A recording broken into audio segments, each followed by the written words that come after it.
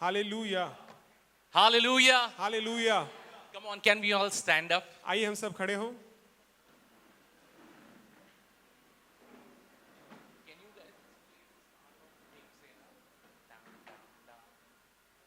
Hallelujah. Hallelujah. Come on, is this the victorious church of the Lord? क्या ये परमेश्वर की जीवन कलीसिया है?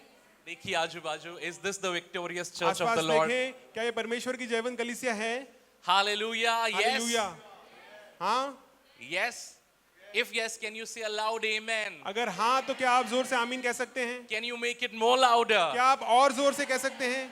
Give the Lord the best clap offering. अपने सबसे उत्तम ताली का बलिदान आप परमेश्वर को दें. Hallelujah. Hallelujah.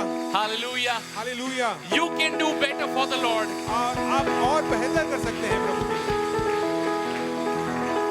Amen. Amen. He is good all the time. परमेश्वर हर वक्त भला है. Say, my God is good कहें मेरा परमेश्वर भला है. all the time. और हर वक्त वो भला है. My God is good परमेश्वर भला है. all the seasons. और हर मौसम में वो भला है. My God is good मेरा परमेश्वर भला है. yesterday, कल, today, आज and forevermore. और हमेशा के लिए. Hallelujah. Hallelujah. Hallelujah. Hallelujah. John 10:10 says, यूहन्ना की इंजील उसका 10वां अध्याय उसकी 10वीं आयत में ऐसा लिखा है. the enemy comes to steal, kill and destroy. चोर आता है कि वो चोरी करे, घात करे और नाश करे. Say loudly, who comes? कहीं कौन आता है नाश करने के लिए? चोर आता है. कौन आता है? जोर से बोलिए, कौन आता है? चोर आता है. परंतु But I have come. मैं इसलिए आया. God says, I have come परमेश्वर कहता है, यीशु कहता है मैं इसलिए आया so that you may have life, ताकि तुम पाओ, जीवन पाओ. just life. और क्या मामूली जीवन? You may have just life. क्या मामूली जीवन परमेश्वर आपको You देने may आया? have life to the fullness of it. तुम पाओ जीवन और बहुतायत का जीवन पाओ, उसको भरपूरी से पाओ. Hallelujah. हालेलुया. चोरी करने कौन आता है? Who's the one who steals? पर बहुतायत का जीवन देने कौन आता है? Who's the one who gives abundant life?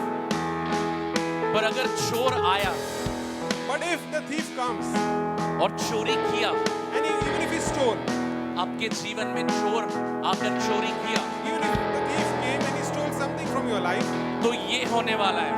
so then after that something else is going to happen. क्या आप सब ध्यान दे रहे हो? Are you all paying attention?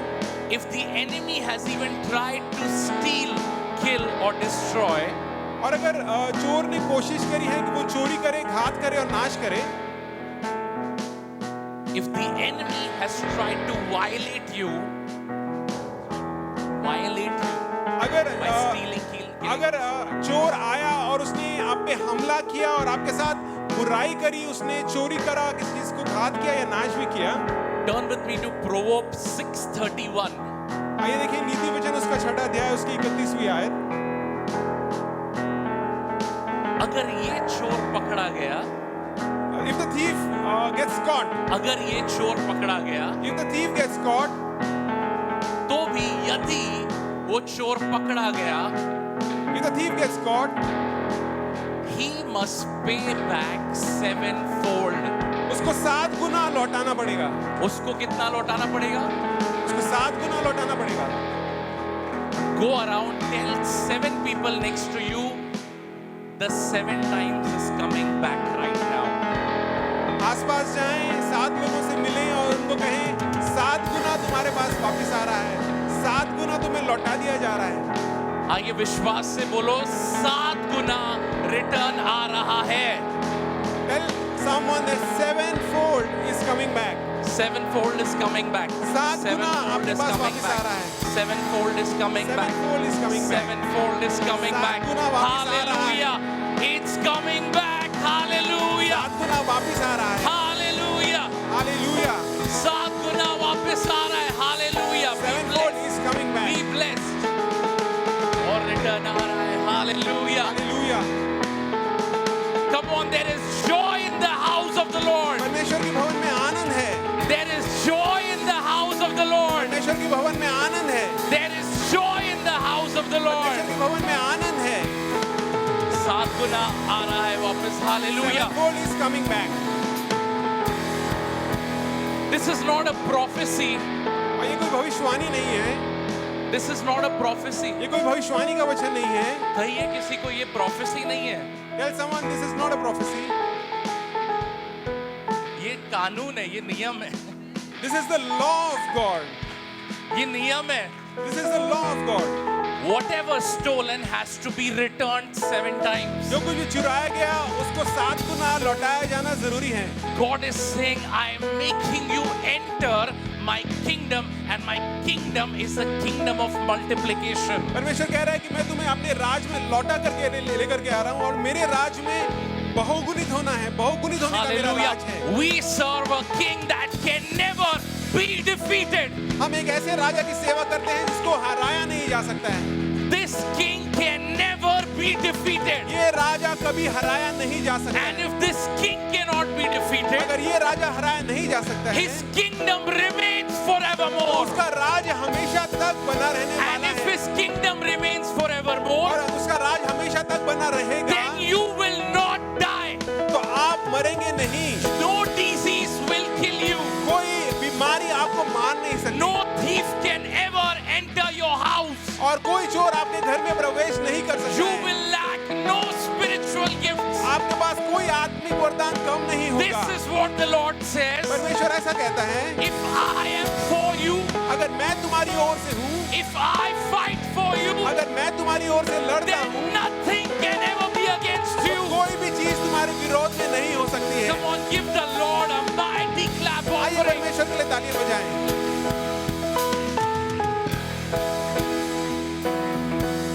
Hallelujah. Hallelujah, Hallelujah. Hallelujah. Amen. आमीन. Amen. You can be seated. आप लोग बैठ सकते हैं. Oh, what a God we serve. कितना महान परमेश्वर है वो जिसकी हम सेवा करते हैं. Oh, what a good Father we have. वो कितना भला पिता है जो हमारा है.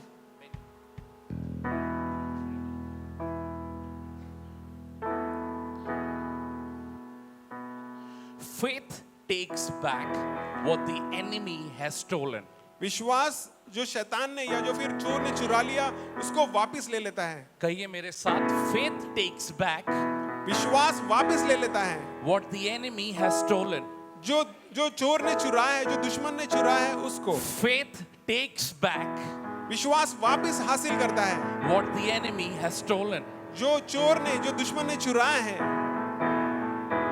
When I was preaching last time, और जो पिछली दफा मैं प्रचार कर रहा था, I was talking about the kingdom of God. मैं परमेश्वर के राज के विषय में बात कर रहा था. And the kingdom of God is not a physical realm, it's a spiritual realm. और परमेश्वर का राज कोई शारीरिक आयाम नहीं है, नैसर्गिक आयाम नहीं है, वो लेकिन वो एक आत्मिक आयाम है.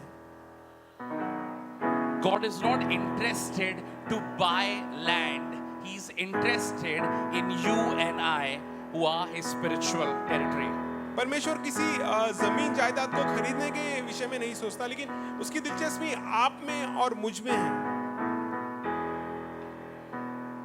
He is not overcoming the world by making himself a dictator, but he has overcome the world by becoming the lowest of the lowest so that you and I can become the highest. Hallelujah. और परमेश्वर जय इस प्रकार से हासिल नहीं करता कि वो एक क्रूर शासनकार बन जाए, लेकिन वो आपको और मेरे द्वारा काम करता है. वो अपने आप को इस कदर नम्र करता है ताकि वो हमें ऊंचा करे.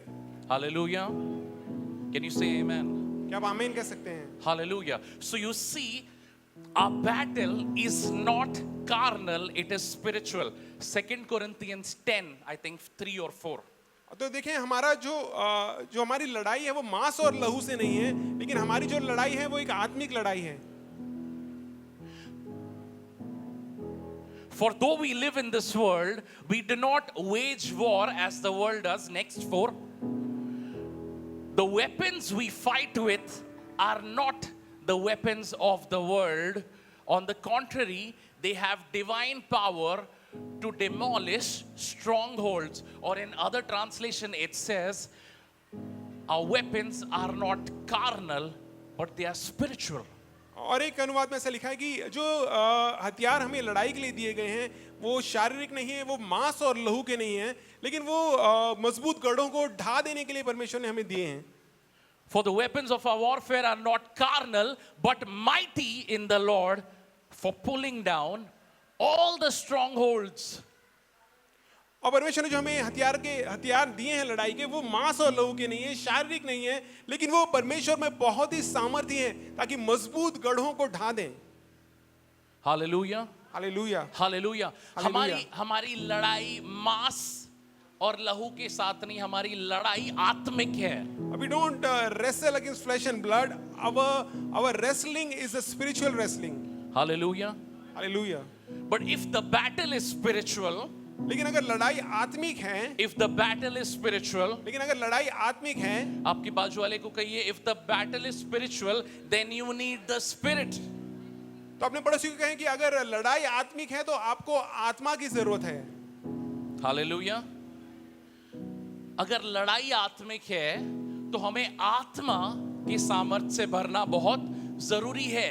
इसीलिए If the battle is spiritual, then you need to be filled with the power of the Spirit, and for that reason, इसलिए प्रेरितों के काम 1:8 कहता है, क्या कहता है कि तब तुम सामर्थ से भरोगे. कब? जब आत्मा तुम पर उंडेला जाएगा. Hallelujah. that's why Acts of the Apostles chapter 1 verse 8 says, you will receive power when the Holy Spirit comes upon you. क्या आप मेरे साथ हो? Are you with me?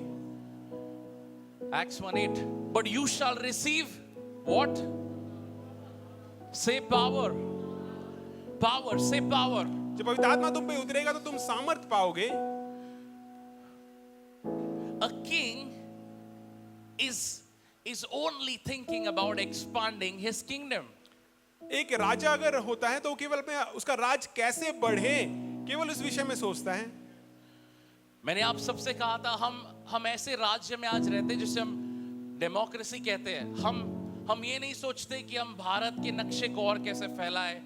आज हम उस समय में नहीं रहते हैं. पर परमेश्वर अपने राज की बात कर रहा है. वो ये नहीं है कि हाँ हम जहाँ हैं वहाँ संतुष्ट रहे. The nation which you are living in is a democracy. So, as a democratic country, we the citizens of this country, we don't think about how should our country become bigger. But if we are talking about a kingdom, then every king they wants to extend the kingdom. Hallelujah. हर एक राजा का एक ही मकसद है कि मैं अपने राज को कैसा फैलाऊं. Every king desires that his kingdom should spread, he should reign, and he should rule over a greater territory. Amen. In the same way, और उसी तरीके से the King of Kings जो राजाओं का राजा है, and the Lord of Lords जो प्रभुओं का प्रभु है, is also wanting that his kingdom be spread across all the earth. वो भी यही चाहता है कि उसका जो राज है वो सारे पृथ्वी भर में फैल जाए. Are you all understanding? क्या आप लोग समझ रहे हैं? Can I hear a yes or a no? क्या मैं हाँ या ना सुन सकता हूँ? Hallelujah. That's why I said, don't expand your kingdom in the physical realm. आपके बाजू वाले के घर को मत हड़पना. इसलिए मैंने कहा कि अपने राज को शारीरिक आयाम में बढ़ाने की कोशिश ना करें. Don't go to your neighbor's house and try to occupy it. पर आत्मिक राज को बढ़ाना पड़ेगा. Hallelujah. But at the same time, you need to increase the spiritual kingdom, spiritual realm of the kingdom. That is why a church was established to expand the kingdom of God, that is to win souls and add people to his kingdom. इसलिए Hallelujah. परमेश्वर ने अपनी कलीसिया को स्थापित किया ताकि वो अपने राज को बढ़ाए, वो आत्माओं को जीते और आत्माओं को अपने राज में शामिल करके अपने राज को बढ़ाए. Hallelujah. हालेलुया. ऐसी कौन सी घाई थी चेलों को? So what was the hurry that the disciples had? ऐसी कौन सी घाई थी? What was this hurry कि ये पौलुस एक देश से दूसरे देश जा रहा है, दूसरे से तीसरे, तीसरे से चौथे, चौथे से पांचवे, यहाँ वहाँ 3 मिशन ट्रिप कर रहा है, इतने सैकड़ों लोगों को मिल रहा है. क्या घाई थी? So what was the hurry that Paul had, that he is going from one place to the second, to the third, to the fourth, to the fifth? He is going from one place to the other. What kind of hurry did he have? What was the reason of his hurry? Say loudly, I am an ambassador of that kingdom. कहे मैं परमेश्वर के राज का राजदूत हूँ. Say, I am an ambassador of that kingdom. मैं उस राज का राजदूत हूँ. Hallelujah. And you see that we have made church a tradition. और देखिए हमने कलीसिया को एक आमतौर की रीति बना दिया है. Church is never about Sunday. कलीसिया केवल रविवार के विषय में नहीं है. Yes, we come together in faith so that we show this kingdom comes to display a position, a display strength when they come together. But each person is a general, is a soldier in this kingdom. और जब हम रविवार को आते हैं तो हम साथ में मिलते हैं और हमारे साथ में इकट्ठा होने से हम परमेश्वर के राज की सामर्थ को प्रदर्शित करते हैं. लेकिन इसके साथ साथ ये भी सच है कि हमें से हर एक परमेश्वर के राज का एक योद्धा है. हालेलुया. आप सब में से कितने लोग स्कूल गए हैं? How many people have ever gone to school? Very good. काफी अनपढ़ भी है हमारे यहाँ. कई हैं जो नहीं भी गए हैं. कितने स्कूल गए How आप? many people have ever gone to a school? Come on, can I see your hands? Can I see your hands? Good. School में क्या आप सब ने असेंबली अटेंड किया है? Have you ever attended an assembly in a school? School assembly के लिए नहीं बनाया गया था. School was not made for an assembly. School का काम कुछ और है. School is made for something else. पर जब असेंबली होता है वो सिर्फ दर्शाता है कि हम एक यूनिटी है, हम एक है. Hallelujah. But when the assembly happens, it shows that we are part of the school and we are one. Church on a Sunday is just an assembly. कलीसिया रविवार के दिन जमा होना एक जमाहट है. आप समझ रहे हो? Are you understanding? पर कलीसिया का मकसद कुछ और है. But then hallelujah. the purpose of the church is something else. हाँ, रविवार को हम आते हैं और हमें आना जरूरी है क्योंकि एक सामर्थ को वो दर्शाता है. Yes, we come together on a Sunday and our coming together is important because it shows a kind of a power. मैं तो कहूँगा बहुत महत्वपूर्ण है क्योंकि आप रविवार को जब आप दिखाई देते हो तो वो सामर्थ एक साथ दिखाई देती है. हम एक दूसरे से सीखते हैं और ग्रहण करते हैं. पर आप और मैं एम्बेसडर है उसके राज के. When I'll say it is very important for us to come together in a church because when we come together in a church, we display His power and we learn from one another. We grow together. But then the real purpose of the church is something else. Hallelujah. आप हो मेरे साथ कि नहीं हो? तो आप आमेन कह सकते हो जोर से. If you are with me, then you can say Amen. Hallelujah. So I want to tell you, our purpose is to expand His kingdom. तो मैं आपको बताऊं कि जो हमारा मकसद है वो ये है कि हम परमेश्वर के राज को बढ़ाएं. And churches were made to do that. और कलीसिया को इस मकसद से बनाया गया. In the book of Revelation, प्रकाशित वाक्य की किताब में, in the book of Revelation, प्रकाशित वाक्य की किताब में John is writing to 7 churches. हम पाते हैं कि जो प्रेरित यूहन्ना है वो 7 कलीसियाओं को खत लिखता है, 7 कलीसियों के लिए लिखता है. These churches were established by the apostles, by Paul and the disciples. और ये जो कलीसियाएं हैं ये प्रेरितों ने स्थापित करी, पौलुस और दूसरे चेलों ने. But after some time, लेकिन कुछ समय के बाद he's writing to these 7 churches. इन 7 कलीसियाओं को लिखता है. But you see what he's writing. और आप देखें कि वो इन कलीसियाओं को क्या लिखता है. Turn with me in Revelation. देखिए मेरे साथ प्रकाशित वाक्य की किताब.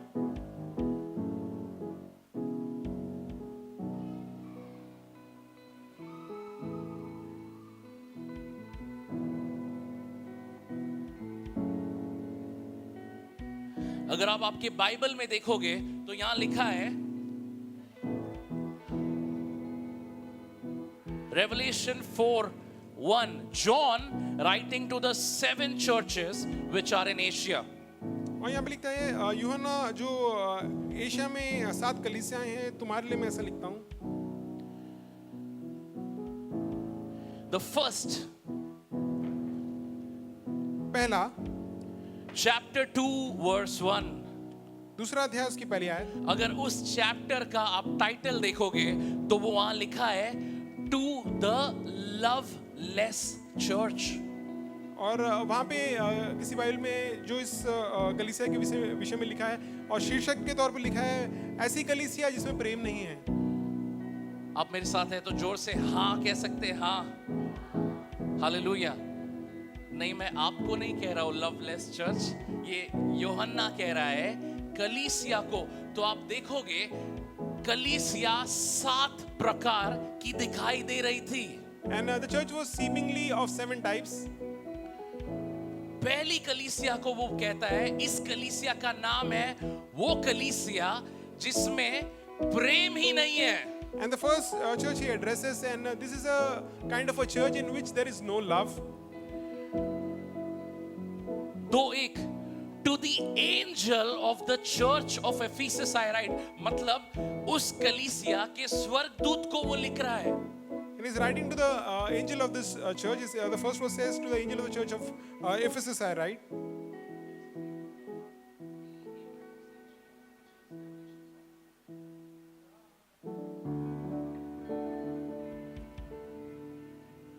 Hallelujah.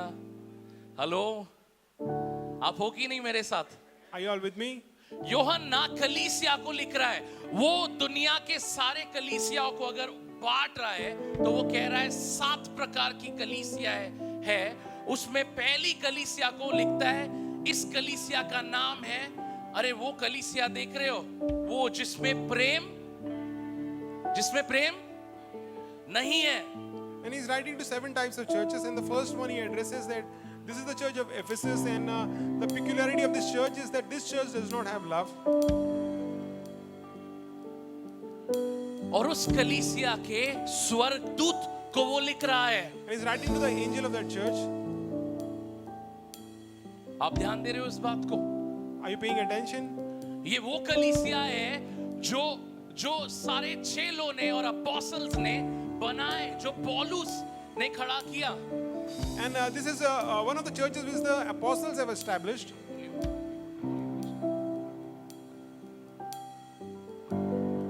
These were churches that were supposed to be spirit filled.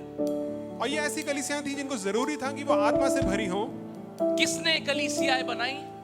And who's the one who established these churches? जो यीशु के चेले थे। The disciples of Jesus himself. और यीशु के चेले आत्मा से भरे थे। And the disciples of the Lord Jesus Christ were filled with the Spirit. और ये कलीसियाएं होनी चाहिए थी आत्मा से भरी हुई, पर आज यूहन्ना लिख रहा है, वो कलीसिया को लिख रहा हो जिसमें प्रेम ही नहीं है। And these churches were supposed to be filled with the Spirit, but then when Paul is writing to these churches, so he tells the first church that this is a church which does not have love.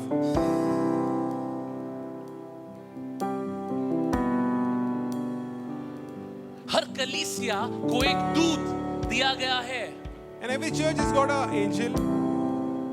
इसीलिए यूहन्ना उस कलीसिया के दूत को लिख रहा है, बोल रहा है, हे दूत, उस बिना प्रेम की कलीसिया, मैं तुझे बता रहा हूं ये बात। And that's why John is addressing the angel of the church, and he's telling, I am telling you. Verse 2, Second verse. अब वो उस कलीसिया के बारे में ये लिख रहा है, I know your works, I know your labor, I know your patience, and that you cannot bear those who are evil. वो कहता है, मैं तेरे काम और तेरे परिश्रम और तेरे धीरज को जानता हूँ। You have tested those who say they are apostles and are not, and have found them liars. और यह भी कि तू बुरे लोगों को देख नहीं सकता, और जो अपने आप को प्रेरित कहते हैं और हैं नहीं, उन्हें तूने परख कर झूठा पाया है। Verse 4. Verse 4. और चौथी आयत में, Nevertheless, I have this against you. John is telling the church, I have this against you, that you have left your first love. पर मुझे तेरे विरुद्ध यह कहना है कि तूने अपना पहला सा प्रेम छोड़ दिया है। एक कलीसिया का पहला प्रेम यीशु मसीह, उसका राज्य और उसकी सेवा है। यूहन्ना कलीसिया को ही लिख रहा है, मुझे तेरे खिलाफ यही प्रॉब्लम है कि तूने उस प्रेम को ही छोड़ दिया है। So it's important for a church, the most foremost thing for any church is the love for the Lord Jesus Christ, the love for His work and for His kingdom. And this is the most important thing, and we find that John is telling that this church has left doing the most important thing. आप मेरे साथ हो? Are you all with me? कितने विश्वासी हैं इधर? How many believers are here?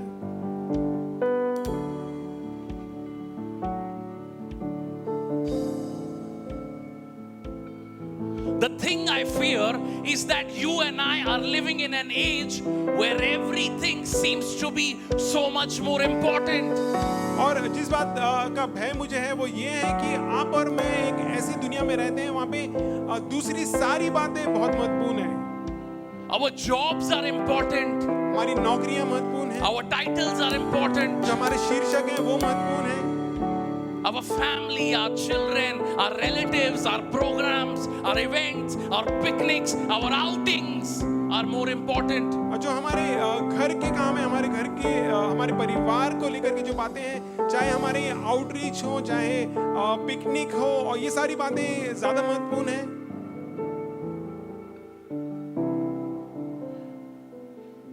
There will be a church standing that God will say, I don't recognize you.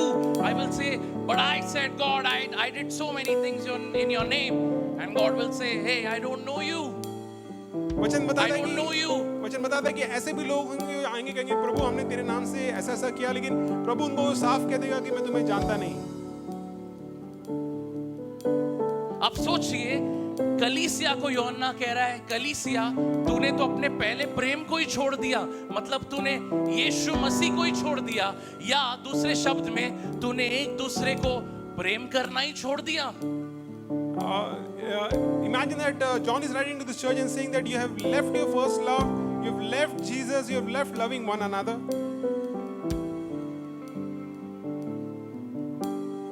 Are you with me?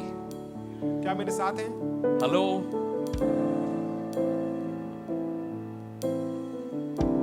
I'm telling you, 2026 is going to be a year of make or break.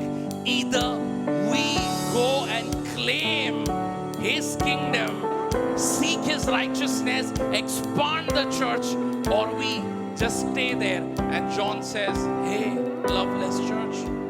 मैं आपको बता दूं कि 2026 जो आने वाला साल है वो ऐसा ना होने वाला है कि या तो इसमें बनाओ या फिर तोड़ो, या तो हम आगे बढ़ेंगे, परमेश्वर के राज को स्थापित करेंगे, या फिर अपनी जगह में ही हम फंसे रह जाएंगे. और यूहन्ना कहता है कि ऐसी कलीसिया है जिसमें प्रेम नहीं है, जिसने अपने पहले प्रेम को छोड़ दिया है. जो चेले नहीं भी थे, चेलों ने बोला यहाँ तो काम बहुत है, हम सेवकाई नहीं कर पा रहे, तो उन्होंने 7 और मददगारों को चुना. वो मदद करने वाले जो सेवा में भी नहीं थे, वो चिन्ह चमत्कार कर रहे थे. Hallelujah. Stephen, Philip. And there was a lot of work in the church, and so 7 others were appointed just to administer. And we find that the people who were ordained to administer, they themselves were doing signs and wonders. For example, Stephen and Philip. जैसे मतलब पासवान ने कहा मैं अकेला नहीं कर पा रहा हूँ और बहुत काम है, तो एक काम करो, जैसे मुरली भाई 7 और लोग को ले लो, क्योंकि ये खाना बांटना, ये करना, वो करना बहुत काम है. वचन कहता है उसी तरीके से चेलों ने 7 और लोग को चुना ताकि वो खाना बांटे, विधवाओं को देखे, बाकी सारे चीजें करे, मदद करे, सेवकाई नहीं करे, पर वो आत्मा से ऐसे भरे थे कि वो खुद बड़े बड़े काम कर रहे थे. हालेलुया. खुद कर रहे थे, मतलब पासबान से भी ज्यादा वो कर रहे थे मदद करने में ही. हालेलुया. हमें बुलाया एक कलीसिया ऐसा बनने में जहां हर एक इंसान आत्मा से भरपूर रहेगा. Hallelujah. There was so much of work in the church, so the leaders of the church said कि we are not able to take care of the widows, we are not able to administer everything, we require other people to help us. But the people who were ordained to help them, they were so filled with the Spirit of God that they were doing mighty signs and wonders.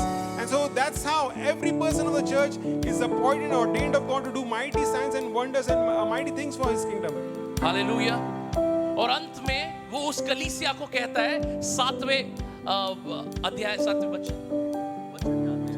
7वें वचन में, he who has ear let him hear what the Spirit has to say to the churches. जिनके कान हो वो सुन ले कि आत्मा कलीसियाओं से क्या कहता है. जिनके कान है वो सुने जो मैं कह रहा हूं, नहीं जो पवित्र आत्मा कलीसिया से कह रहा है. Hallelujah. Listen to what I am saying. No, this is saying listen to what the Spirit is saying to the churches. दूसरी कलीसिया, the persecuted church. The second church, दूसरी कलीसिया के विषय में लिखा गया कि जो सताई गई है. Again he says, I'm writing to the angel of that church. और फिर वापस वो लिखता है कि उस कलीसिया के स्वर्गदूत को मैं ऐसा लिखता हूँ, And he writes to them, और वो ऐसा लिखता है. then he writes to the compromising church. Verse 12. और फिर उसके बाद वो एक ऐसी कलीसिया को लिखता है जो समझौता करती है. 12वीं आयत. और उस कलीसिया में भी वो स्वर्गदूत, वो एक दूत को लिख रहा है. 12वां वचन, to the angel of the church of Pergamos I write this. Verse 13, I know your works, where you dwell and where Satan's throne is, and you hold fast my name and did not deny my faith even in those days. और वो लिखता है कि पिरगमुस की कलीसिया के दूत को ये लिख, जिसके पास दो धारी और तेज तलवार है, वो ये कहता है, मैं ये जानता हूँ कि तू वहां रहता है जहां शैतान का सिंहासन है. तू मेरे नाम पर स्थिर रहता है और मुझ पर विश्वास करने से उन दिनों में पीछे नहीं हटा जिनमें मेरा विश्वासियों साथी अंतिपास तुम्हारे बीच में उस स्थान पर. But verse 14, but I have a few things against you, because you have there those who hold the doctrine of Balaam, those who eat things sacrificed to idols, and those who commit sexual immorality. पर मुझे तेरे विरोध में कुछ बातें कहनी है, क्योंकि तेरे यहाँ कुछ ऐसे हैं जो बिलाम की शिक्षा को मानते हैं, जिसने बलाक को इजरायलियों के आगे ठोकर खाने का कारण रखना सिखाया कि वे मूर्तियों पर चढ़ाई हुई वस्तुएं खाएं और व्यभिचार करें. हालेलुया. विश्वास तो कर रही है, प्रेम में भी बना है कलीसिया, पर कॉम्प्रोमाइज कर रहा है.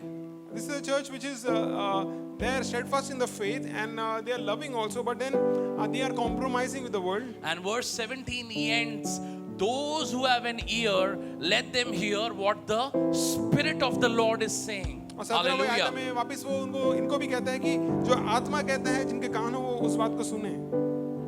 Then he writes to the next. अभी हमने देखा किस प्रकार की कलीसिया, बिना प्रेम की कलीसिया, एक परसिक्यूटेड कलीसिया, तीसरा कॉम्प्रोमाइज करने वाली कलीसिया, और चौथा तो टाइटल ही खतरनाक है, the corrupt church. Verse 18, the corrupt church. और पहली कलीसिया को हमने देखा जिसमें प्रेम नहीं, दूसरा कलीसिया ऐसा जो सताई गई, तीसरे कलीसिया के विषय हमने देखा जो समझौता कर रही है, और चौथी कलीसिया के विषय में तो बहुत ही खतरनाक लिखता है, वो कहते हैं भ्रष्ट कलीसिया. फिर वो लिखता है, पहला आप देखिए 18वां वचन, I write to the angel of that church. फिर वापस लिखता है कि इस कलीसिया के दूत को मैं लिखता हूँ. Verse 20, I have a few things against you. वो कहता है कि मेरे पास तेरे विषय में कुछ बातें हैं जो तेरे विरोध में हैं. Because you allow that woman Jezebel, who calls herself a prophetess and teaches and seduces my servants to commit sexual immorality and eat things sacrificed to idols. वो कहते हैं मुझे तेरे विरोध में कुछ कहना है. वो ये है कि तू उस स्त्री इजेबेल को रहने देता है जो अपने आप को भविष्यद्वक्तिन कहती है, और मेरे दासों को व्यभिचार करने और मूर्तियों के आगे चढ़ाई हुई वस्तुएं खाना खिलाकर भरमाती हैं. And after writing things to them in verse 29 he says, he who has ear, let him hear what the Spirit of the Lord says to the churches. और फिर इनको सब लिखने के बाद वो 29वीं आयत में से लिखता है, जिनके कान हो वो सुन लें कि आत्मा कलीसियाओं से क्या कहता है.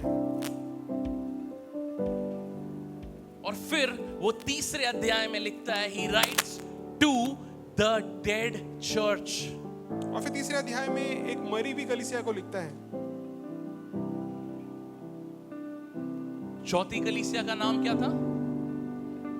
भ्रष्ट कलीसिया. और पांचवी कलीसिया का शीर्षक लिखा गया है कि मरी हुई कलीसिया. क्या है? कौन सी कलीसिया? कलीसियाएं बनी गई थी ताकि यहाँ लोग आए और जीवन पाए, यीशु मसीह को जाने, नया जीवन अपने जिंदगी में पाए. पर इस कलीसिया का नाम, ये वो कलीसिया यहाँ लिखा है, मरी हुई कलीसिया. The church was ordained so that the people when they come there, they may have life, they may receive life. But then this church is titled in my Bible as a dead church. And to the angel of the church in Sardis write, these things says he who has 7 spirits of God, I know your works, that you have a name, that you are alive, but you are dead. Sardis की कलीसिया के दूत को ये लिख, जिसके पास परमेश्वर के 7 आत्माएं और 7 तारे हैं, वो ये कहता है कि मैं तेरे कामों को जानता हूँ, तू जीवित तो कहलाता है पर मरा हुआ है। हेलो, आपकी बाइबल में है कि नहीं है? है ये आपकी बाइबल में? हाँ, Is this there in your Bible? ऐसा कैसा हो सकता है कि ये कलीसिया है प्रेरितों से भरी हुई थी, दूतों ने काम किया, वहां दूत मौजूद है, हर कलीसिया को एक दूत दिया गया है। Hallelujah. And how is it possible that this church, who's supposed to be the church of the Lord Jesus Christ, which is supposed to be alive and which has an angel for it, and that particular church is said to be dead? कलीसिया building है या आप और मैं? कलीसिया क्या कोई इमारत है, और is it a building or is it you and me? कौन कहेगा कलीसिया इमारत है? Is church a building? आप लोग को नींद आ रही है? नाश्ता खाया आपने? सुबह चाय कौन पी कर आया है? How many people have had tea in the morning? तो चाय पीने वाले से एनर्जी चाहिए। हालेलुया। कलीसिया इमारत है? Is church a structure? Is it a building? कलीसिया आप और मैं है? Church is you and me. Hallelujah. तो जब यूहन्ना कलीसिया को लिख रहा है, वो इमारत से नहीं बात कर रहा है। So when John is writing to the churches, he's not talking to a building. वो नहीं कह रहा है तू कितना गलत है। He's not telling to a structure that you are wrong. Building से बात नहीं कर रहा है, वो आप और मेरे जैसे लोगों से बात कर रहा है। और वो कलीसिया जब कह रहा है, वो कह रहा है आप और मैं, हम उद्धार में बुलाए गए थे, छुड़ाए गए थे, पर आप और मैं इन कलीसियाओं की तरह अपने जीवन में पोजीशन ले लिए हैं। But then he's talking to people like you and me, and he's telling to people like you and me that this is the problem with you. Or in other words, दूसरे शब्दों में, there are people in the church कलीसिया में ऐसे लोग हैं, that are loveless, no प्रेम ही नहीं है। the people are there जिनके पास प्रेम नहीं है, the people who are loveless, who don't have love. प्रेम ही नहीं है। यीशु मसीह ने बोला, उन्होंने पूछा कि सबसे बड़ा कमांडमेंट, सबसे बड़ा तू आज्ञा हमें क्या देगा? तो उसने बोला अगर एक चीज मेरे जीवन से जाननी है, एक चीज सीखनी है, तो ये करो, अपने पड़ोसी को इतना प्रेम करो जितना आप अपने आप को भी नहीं करते हो। Love thy neighbor as yourself. Hallelujah. Someone asked Jesus, which is the greatest commandment? He said, the most commandment is one, and the second one is like unto it, that you should love your neighbor as yourself. But here, John is telling not to the building, but to the people that there is a church, there are people that have become loveless. और यहाँ पे यूहन्ना कलीसिया को ऐसा लिख रहा है कि इमारत को नहीं, लेकिन लोग ऐसे हैं जो जिनके पास प्रेम नहीं है। There are people that have become compromising. The compromising church is a compromising set of people. सब चल जाता है, सब ओके है। और दूसरी कलीसिया इस प्रकार से है जो समझौता करती है, जिसमें किसी चीज के लिए वो लोग खड़े नहीं हैं, everything goes, everything is okay. The corrupt church. और फिर एक कलीसिया है भ्रष्ट कलीसिया। Corrupt. भ्रष्ट कलीसिया। क्या ये अन्य जाति, अन्य लोगों को लिख रहा है या कलीसिया को लिख रहा है ये? Is he writing to someone else or is he writing to the church? तो क्या ये सही होगा कि हम कलीसिया में ये चीज बांट रहे हैं? हम रास्ते पे ये नहीं बोल रहे, हम कलीसिया से बात कर रहे हैं, जो यूहन्ना कलीसिया के लोगों को कह रहा है कि हे कलीसिया, तेरी दशा क्या हो गई है? Or is it true that there are certain people in the church? Because John is talking to the church and is admonishing them, church, where have you come to?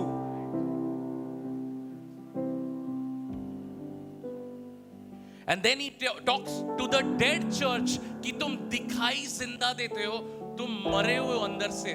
मैं आपको निराश नहीं कर रहा हूं, मैं एक पॉइंट पर आ रहा हूं, ये दशा आपकी और मेरी ना हो। Hallelujah. And then he talks to a church. He says, "Ki you are a dead church. I'm not trying to discourage you, but I want to come to a point so that you and I may not be like this." The book of Revelations was written for things yet to come. Hallelujah. So the book of Revelation was actually indicating that there will be a time that churches will look dead. We might have life, but we will be looking dead in the spirit. और प्रकाशित वाक्य आने वाले समय के विषय में भविष्यवाणी के तौर पे है, और वहाँ पे वो जब लिखता है तो कहता है कि एक समय ऐसा होगा जब कलीसियाएं होंगी जो दिखने में तो जिंदा नजर आएंगे, लेकिन आत्मा की नजर से अगर आप देखें तो वो मरी हुई कलीसिया है। Then he writes to the sixth church, which he calls the faithful church. और फिर वो छठी हुई कलीसिया को लिखता है जिसको हम कह सकते हैं कि विश्वास योग्य कलीसिया। Hallelujah. कितने चाहते ये नाम आपका और मेरा हो? Hallelujah. And how many people want that this should be a title that should be given to us? Read about it when you go home, chapter 3, 7 to 13. But he writes to the angel of that church, and in the end, verse 13, he says, "He who has an ear, let him hear what the Spirit of the Lord says to the churches." Hallelujah. और इस कलीसिया के विषय में जब आप घर में जाएं तो आप उसको पढ़ सकते हैं, और आखिर उसकी 13वीं आयत में वो इस कलीसिया को भी लिखता है जिसके कान हो वो सुन ले कि आत्मा कलीसिया से क्या कहता है। But let me tell you one thing that John writes to this church. लेकिन एक बात मैं आपको बता दूं कि यूहन्ना इस कलीसिया को क्या लिखता है। Verse 8, 3 verse 8. "I know your works, you faithful church." वो कहता है कि मैं तेरे कामों को जानता हूं, तू विश्वास योग्य है। "See, I have set before you an open door, and no one can shut it." Hallelujah. देख, मैंने तेरे सामने एक द्वार खोला है जिसको कोई बंद नहीं कर सकता। Hallelujah. जो वफादार कलीसिया है उसको कह रहा है, आत्मा, पवित्र आत्मा कह रही है, हे वफादार कलीसिया, आपके और मेरे बारे में बात कर रही है कि परमेश्वर बोल रहा है, मैं तेरे सामने ऐसे दरवाजों को खोलूंगा जो कोई ताकत इस दुनिया में कभी बंद नहीं कर पाएगी। Hallelujah. And John is writing to this church, is saying, you are a faithful church, and to the faithful, this is what the Spirit says, that I'll open doors before you which no man will be able to shut. Hallelujah. कितने चाहते आपकी और मेरी गवाही अपने जीवन में ऐसी हो? Hallelujah. And we want that you and I should have this testimony for our personal lives. Hallelujah. कि जिसको आपने वचन बांटा वो परमेश्वर के राज में जुड़ जाएंगे, क्योंकि जो दरवाजा खुला है वो कोई शैतान की ताकतें, कोई इस धरती की ताकतें कभी बंद नहीं करेगी। Hallelujah. To whomsoever we share the gospel, that person should be added to the kingdom of God, because the door which God has opened, nothing can be able to close that door. Hallelujah. I pray and prophesy in the name of Jesus. मैं प्रार्थना करता हूँ, भविष्यवाणी करता हूँ यीशु के नाम में। 2026 is going to be a year of revival for our church in Jesus' name. 2026 हमारी कलीसिया के लिए बेदारी का साल होगा। I prophesy in the name of Jesus यीशु के नाम में मैं भविष्यवाणी करता that हूँ the blind will see in this church, इस कलीसिया में अंधे देखेंगे, that cancer and AIDS will be healed, cancer और एड्स चंगे होंगे, that we will see the dead stand back up, कि हम मरे हुओं को दोबारा उठ के and खड़ा it होते will हुए be देखेंगे। called the church and the year of the favor of the Lord. और ये कलीसिया के परमेश्वर के फजल का साल कहलाया जाएगा। Let 2026 be called Mark 16, 17 and 18. और 2026 मरकुस के इंजील उसका छठा अध्याय उसकी 17वीं और 18वीं आयतों का साल हो। Come on, am I talking to a faithful church? क्या मैं एक विश्वासियों की कलीसिया के बारे में बात कर रहा A हूँ? church that has been faithful from the start until the end, that we will stand in front of God and say, here I am, the ambassador of your kingdom, and I have expanded your kingdom, and God, look, this is what has happened.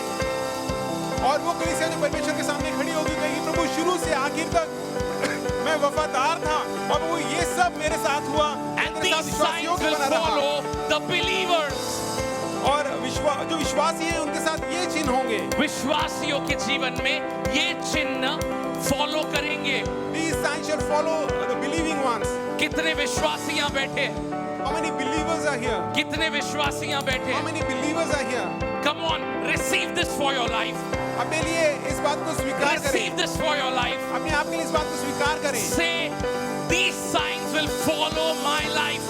और कहें कि ये सारे चिन्ह मेरे साथ होंगे, मेरे पीछे होंगे। When I pray in the name of Jesus, जब मैं यीशु के नाम में प्रार्थना करता हूँ, demons will run away. दुष्ट आत्माएं बाहर निकाली जाएंगी। I will speak in new tongues. और मैं नई ज़बानों में बोलूँगा। Even if I take up serpents, और अगर मैं सांप को भी उठा लूँ, उसका मतलब ये है, it means अगर मौत भी मेरे सामने आए, even if death comes in front of me, अगर उसका चेहरा बीमारी होगा, if that death looks like disease, अगर वो मौत एक बीमारी के तौर पे मेरे सामने आए, आपके मन में वो ख्याल आता है क्या डायबिटीज से मर जाऊंगा, क्या ब्लड प्रेशर, क्या बीमारी, क्या ये वचन बोल रहा है आप पर ऐसी अनुग्रह दी गई है कि अगर आपने जहर भी पी लिया तो आप नहीं मरोगे। Hallelujah. So people are thinking that whether I'll die of this particular disease, whether I'll die of diabetes or something else, but then so much of grace is upon you that this verse says, even if you Hallelujah. drink a deadly thing, it will not hurt Put you. hands over your head अपने सिर पे हाथ रखें, and say, God, I believe your word. मैं परमेश्वर में तेरे वचन पे विश्वास करता हूँ। When I will lay hands on the sick, जब मैं बीमारों पे हाथ रखूं, God, when I will lay my hands, not anyone else, जब मैं अपने हाथ रखूंगा, दूसरे के बारे में मैं नहीं बोल रहा हूँ, anyone sick will be revived in the name of her Jesus. कोई जो बीमार है वो यीशु के नाम में चंगा होगा। Hallelujah. हालेलुया। Hallelujah. Isaiah 61. यशायाह नबी की किताब उसका 61वां अध्याय, Isaiah 61. यशायाह उसका 61वां अध्याय। Say with me, the Spirit of the Lord is upon me. कहें मेरे साथ, परमेश्वर का आत्मा मेरे ऊपर है, The Spirit of the Lord is upon me. परमेश्वर का आत्मा मुझ पर है, Come on, say that. The Spirit of the Lord is upon me. परमेश्वर का आत्मा मुझ पर है। The same Spirit that was instructing John. और वही आत्मा जो यूहन्ना को निर्देश दे रहा था, And the Spirit of the Lord has anointed me. और परमेश्वर के आत्मा ने मेरा अभिषेक किया है। Hallelujah. Can we stand up? आइए हम सब खड़े हों, Lift your hands to the Lord. आइए अपने हाथों को परमेश्वर की ओर उठाएं।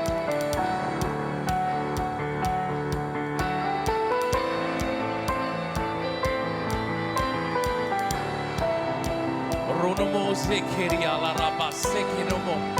Ridonomo zeria la raba sekeremo zakande. Rinanama zeria la robo zekenama shakeria namo. Rinanama ba sekeria la ra. Spirit pour out.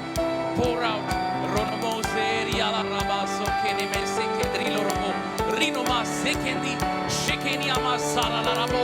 Shekodere ne mazandi ebo. Sikanama sendoro lo robo. Ridonomo sekere le barakande me. Redebe sekeri ala rabo shekene me. Raniambo zakadra la raba sendebe. Rinama sekeri ala rabo sekema. Renama zangi te dobo sokone mariandebe. Rolo robo seri abakande no mosheke. Rike do ni mazake drebo sebe. Ridi ala rabo sekene ma. Zendri basakani ama zero robo. Rege debe sekendri anamo. Rekatari dobo sekene me. What I am saying in tongues जो मैं आत्मा में बोल रहा हूँ, is what the Spirit of the Lord is saying. परमेश्वर का आत्मा ऐसा कहता है, That a fire, there is a fire एक आग है that refines you as gold. जो आपको ताक के सोने के There जैसे is a बनाती है। fire that refines you as gold. एक ऐसी आग है जो आपको ताकती है और सोने जैसे बनाती है। Rebronema sekeriando bose. There is a fire that renews you. और एक ऐसी आग है जो आपको तरोताजा बनाती है, नया बनाती है। Zebronima sikerianda namo sekebe. This fire refines you and renews you. और एक ऐसी आग है जो आपको ताकती है, शुद्ध करती है और नया बनाती है। And this fire will never dry out. और ये जो आग है ये कभी खत्म नहीं होगी, बुझेगी नहीं। Even if someone puts water on it, it will not quench. It will not burn out. It will not be dry. और अगर कोई इसमें पानी भी डाले तो वो आग बुझेगी नहीं। I'm not talking of a physical fire that you put water and it can be shut. The fire of the Spirit can never be doused. और मैं एक मामूली आग के विषय में बात नहीं कर रहा हूँ जिसमें पानी डाला जाए तो बुझ जाती है, लेकिन मैं आत्मा की आग के विषय में बात कर रहा हूँ जो बुझाई नहीं जा सकती। Robosinama zekondinama zekeriala rabo. Senonomose. Hallelujah. Hallelujah. Rina makadro no mosera la rabase. Rina mazona maria candora la rabase ni amara kerelebe. Rene ne masekeria la rabasando no. Rigene maseria la rabase le bose kaba. Rani ambo sani amase kerelebe. Rigene miria la rabala galaba. Seria la masekeria la base kondo no mose kedria la raba. Let the fire be renewed in your life. और आपके जीवन में वो आग नहीं कर दी Let the जाए, fire be renewed in your life. आपके जीवन की वो आग नहीं कर दी जाए। New purpose, नया उद्देश्य, new purpose, नया उद्देश्य, a purpose to serve the Lord, एक ऐसा उद्देश्य जो परमेश्वर की सेवा का a है, purpose to go out, एक ऐसा उद्देश्य बाहर जाने का, a purpose that takes away your fear. और एक ऐसा उद्देश्य जो आपके जीवन से हर भय को निकाल देता है। Ronamase, because 2 Timothy 1:7 says, Because दूसरा तिमोथेयुस उसका पहला अध्याय 7 2 क्या ऐसा कहती Timothy है? 1:7 says, दूसरा तिमोथेयुस 1:7, for God has not given us Holy Spirit which makes you fearful. परमेश्वर ने हमें कोई ऐसा आत्मा नहीं दिया है, पवित्र आत्मा भय का आत्मा नहीं है।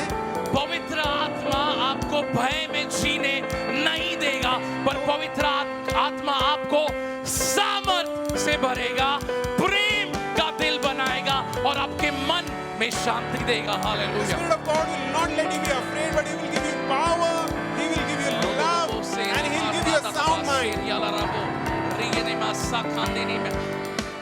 When you're filled with the Spirit, you don't have fear. जब आप आत्मा से भरे होते हैं तो आप में भय नहीं होता है, You don't have fear. आप में भय नहीं होता है।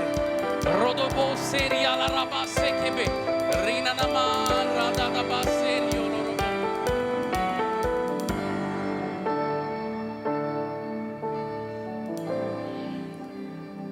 When John was writing to the churches, let all eyes be closed. God is speaking to you. हर आंख बंद हो, परमेश्वर आपसे बात कर रहा है। जब यूहन्ना कलीसियाओं को लिख रहा था, When he was saying, you've become without love, you're compromising, you've become dead, you're corrupt. What he was trying to say at the end of everything, he was saying, if you have ears, receive the Holy Spirit and you will be restored back to the original design, to your original calling. To every church he was writing, he was saying, though there are gaps in the end of everything he was writing, just if you have ears, just receive the Holy Spirit, just receive the Word of God. And when you are filled with the Spirit, you will operate in the calling that you have been called for. और जब यूहन्ना कलीसियाओं को लिख रहा था, उनको लिख रहा था कि तुम भयभीत होते हो या फिर तुम्हें प्रेम नहीं है, तो एक तरीके से वो उनको लिख रहा था। आखिर में हर कलीसिया को ऐसा कहता है, अगर तुम्हारे कान हो सुनने को तो सुनो कि आत्मा क्या कहता है। मतलब उनको कहता है कि अगर आत्मा की तुम सुनते हो, अगर आत्मा को अपने जीवन में तुम कार्य करने दोबारा से देते हो, तो तुम ऐसे नहीं रहोगे।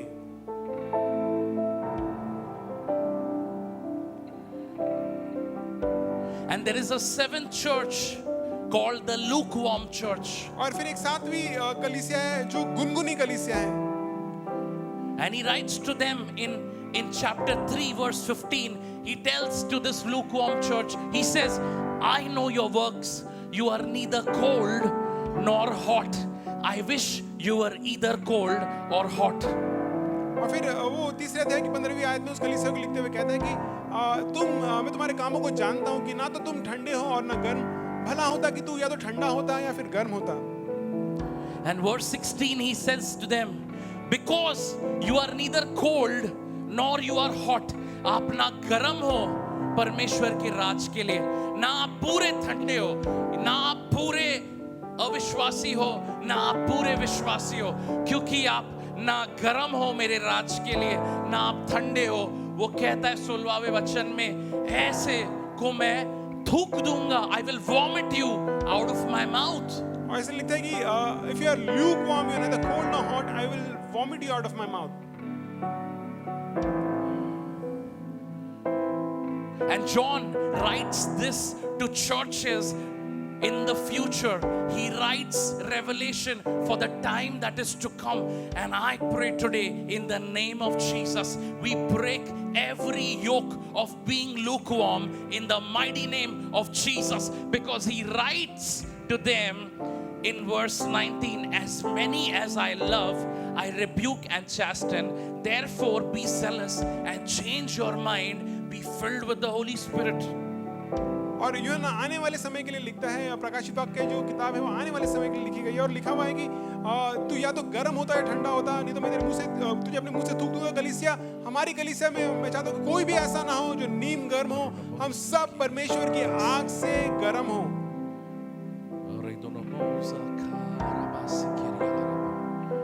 Rino moza kariana mase kiriara base konomo shakande rodobo seriana ma. Romans 8:14 it says, but for those who are led by the Spirit of God will be called children of God. Hallelujah. Romeo 8:14 में ऐसा लिखा है कि हर वो जो परमेश्वर के आत्मा के चलाए चलता है वो परमेश्वर का पुत्र है। परंतु जो आत्मा का चलाया चलता है वो पुत्र कहलाया जाएगा। Hallelujah. For as many as are led by the Spirit of God, these are the sons of God. Hallelujah.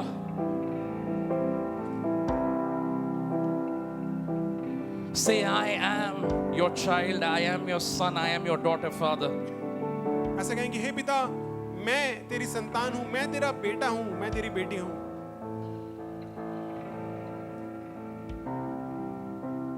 Romans 8:14 says, in another translation it says, those who are filled with the Spirit on a daily basis, those who are filled with the Holy Spirit every single day. और एक और अनुवाद में ऐसा लिखता है कि हर वो व्यक्ति जो परमेश्वर के आत्मा से भरा हुआ रहता है, हर दिन परमेश्वर की आत्मा से भरा हुआ रहता है, उसके लिए ये है, those who are filled by the Spirit every day. So what it means is that the church needs to be filled with the Holy Spirit every single day. It's not Sunday to Sunday. It's not once in 6 months. It is not because something happens or trials happen. The Word of God says, my children, be filled every day. Be filled with the oil every single day. और एक अनुवाद में ऐसा लिखता है कि हर वो व्यक्ति जो हर दिन आत्मा से भरपूर रहता है, तो हमारे लिए हर दिन परमेश्वर के आत्मा से भरपूर होना जरूरी है, ना केवल रविवार से रविवार, लेकिन अपने जीवन के हर दिन हमें परमेश्वर के आत्मा से भरा हुआ होना चाहिए। So this is what we will be doing. तो हम इस समय क्या कर रहे हैं? This is what we will be doing. हम ऐसा करेंगे, every church is appointed a high priest. और हर कलीसिया पे एक महायाजक नियुक्त है। Turn with me to Hebrews 7. आइए देखें इब्रानियों की पत्री उसका 7वां अध्याय।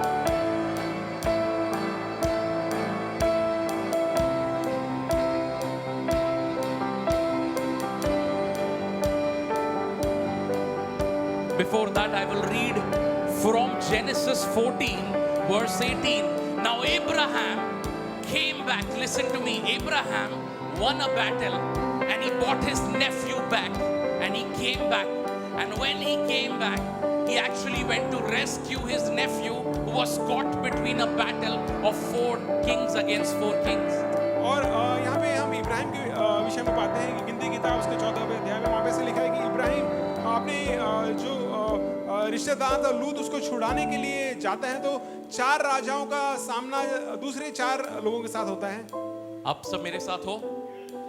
4 राजाओं दूसरे 4 राजाओं के साथ लड़ाई कर रहे हैं। किसी ने आके कहा, अरे अब्राहम, तेरा भांजा ही ना, तेरा भांजा तेरा भतीजा उसको कैदी ले लिया गया है। तो अब्राहम गया और उसने उन 318 नौकरों को लेके गया, सिपाहियों को नहीं, नौकरों को लेके गया, और वो जाके उसने 4 राजाओं को हरा दिया और आया वापस। जब वो वापस आया तो उसे एक महायाजक मिला मेल्कीसेदेक नाम का, और मेल्कीसेदेक ने उसे रोटी और दाखरस दिया। हालेलुया।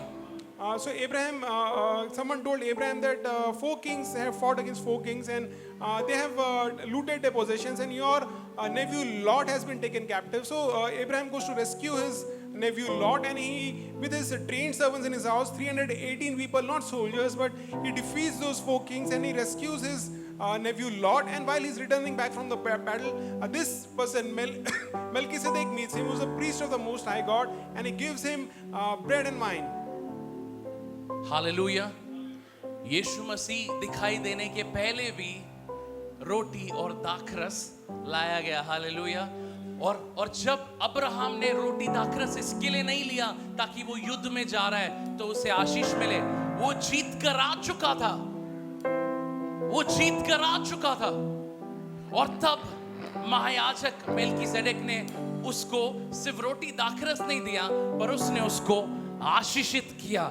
19वां वचन में लिखा है, और उसने उसको आशीषित किया और कहा, Blessed be Abraham of God the Most High, possessor of heaven and earth, and blessed be your God. Hallelujah. So in these verses we find that Abraham, while he is coming back from the Nine. battle, he is not seeking a blessing, but after he's come back from the battle, he meets this person who's called by the name of Melchizedek, and this is before even Jesus was born in a physical form in this world. He meets this person Melchizedek, and this person he offers, he gives Abraham bread and wine, and then he blesses Abraham and says, "Blessed be Abraham of the Most High God."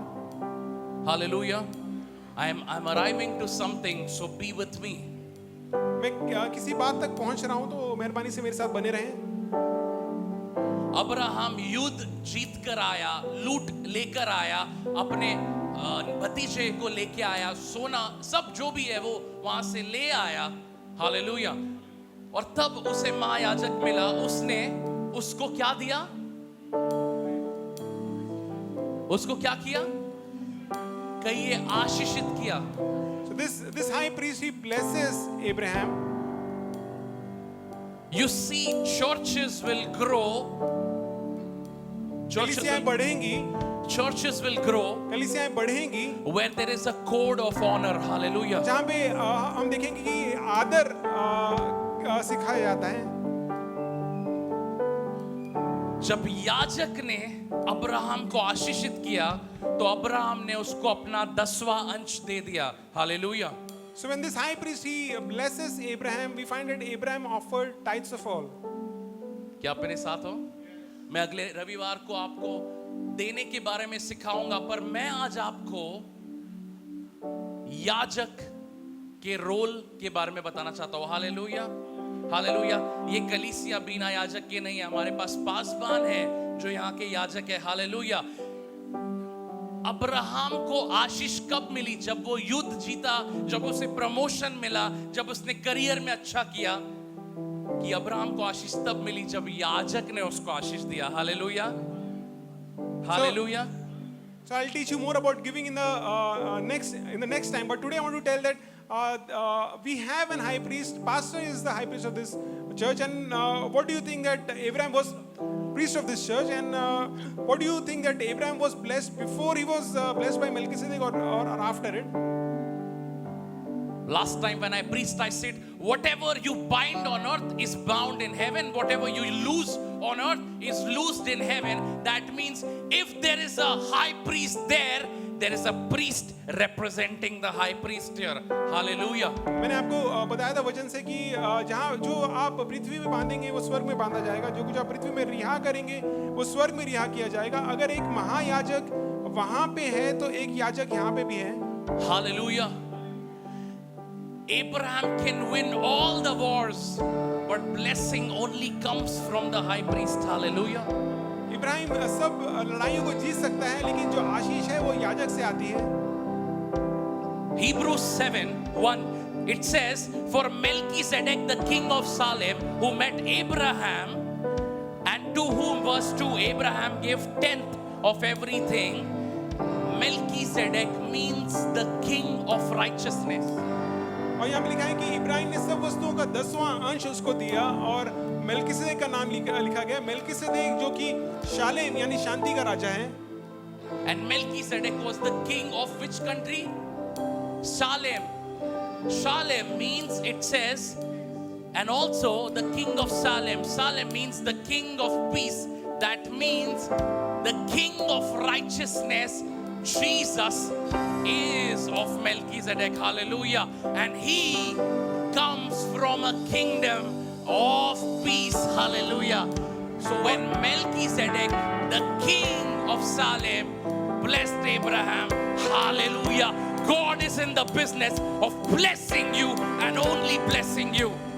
और यहाँ पे लिखा है कि दूसरे अपने अर्थ के अनुसार धर्म का राजा, और फिर शालेम का यानी शांति का राजा। हम जानते हैं कि शांति का राजा यीशु मसीह खुद है, और हम पाते हैं कि वो शांति का राजा यानी यीशु मसीह केवल आपको आशीष देना चाहता है। Hallelujah. Hallelujah. मैंने आपको कहा था स्वर्ग कलीसिया जो है वैसा ही दिखाई देगा. Hallelujah. As I told you that the church should look like heaven itself. स्वर्ग पब, क्लब, दारू अड्डा, डांस बार ऐसा नहीं दिखाई देगा. जैसा कलीसिया दिखाई देता है वैसा ही स्वर्ग दिखाई देगा. हालेलुया. जैसा कलीसिया. तो अगर इस कलीसिया में याजक है तो उस स्वर्ग में एक महायाजक है. Hallelujah. As I said, that the church is a reflection of heaven. Church does not look like a dance bar, does not look like anything like the world. So if the heaven has got a high priest, then if the church has to look like heaven, then there is a priest in the church also. The reason you and I are stuck, and God told me as a knock on my head, the reason you and I are not looking like a faithful church. परमेश्वर ने मुझे बताया, परमेश्वर ने ये बात मुझे सिखाई कि वजह ये है कि हम एक विश्वासियों के कलीसिया के तौर पे नजर नहीं आते हैं. वो वजह ये है, And that goes to all the churches in Mumbai as well. और ये सब कलीसियाओं के लिए जो मुंबई शहर में है उनके लिए भी ये बात लागू है. Say blessing only comes from the priest.